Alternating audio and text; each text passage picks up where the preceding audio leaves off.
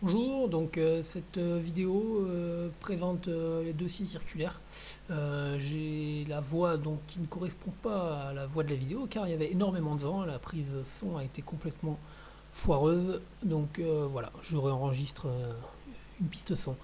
Donc les deux scies circulaires, c'est une scie circulaire à 35 € de Bricoman, 1200 watts, et à gauche on a une scie circulaire Bosch PSK, donc 190, donc à 130 €, mais livré en coffret, on peut la toucher un peu moins cher, des fois les 120 €.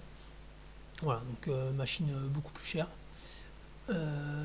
Mais j'avais envie de me faire plaisir et la scie circulaire à 35 € de Bricoman, voilà, j'en ai un peu marre. Donc là, ce que je fais, c'est que je déroule les câbles d'alimentation pour montrer que celui de la Bosch est beaucoup plus grand et beaucoup plus gros aussi. Voilà, la scie circulaire Bricoman, du coup, vous êtes obligé de travailler avec une rallonge, vous êtes toujours en bout de câble, c'est vraiment très pénible.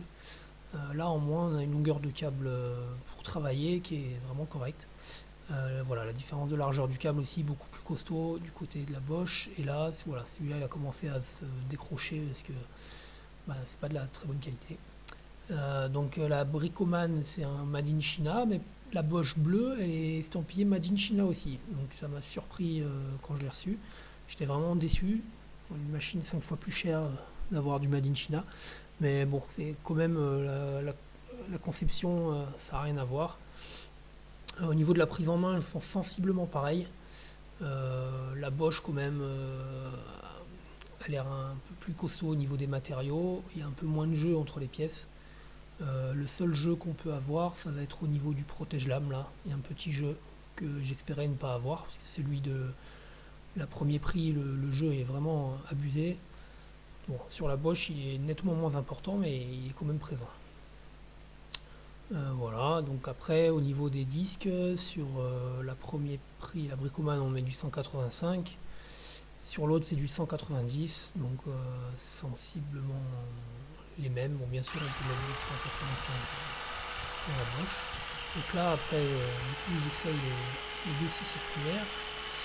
Donc, j'avais pas bien réglé la profondeur de coupe, du coup, je suis un peu embêté avec le protège-lame là, mais bon, ça y va. Donc, au niveau des petits madriers fixés là, c'est juste pour le fait. Le temps moyen pour la Bricoman premier prix, pour couper un petit bout de bois comme ça, on est sur 8 secondes de moyenne. Voilà. Donc 8 secondes de moyenne avec bon, ça bloque, surtout le protège-lame qui a tendance à. Bon là c'est parce que peut-être que je n'ai pas réglé la lame à la bonne profondeur de coupe, mais même sans ça, c'est même pas super bien. Voilà. Donc, bon, après ça fait du bruit, on n'entend pas, parce que du coup j'ai changé la bande de son. Et on va passer sur l'autre. Donc la Bosch Pro, donc là ça n'a rien à voir, ça y va vraiment tranquille.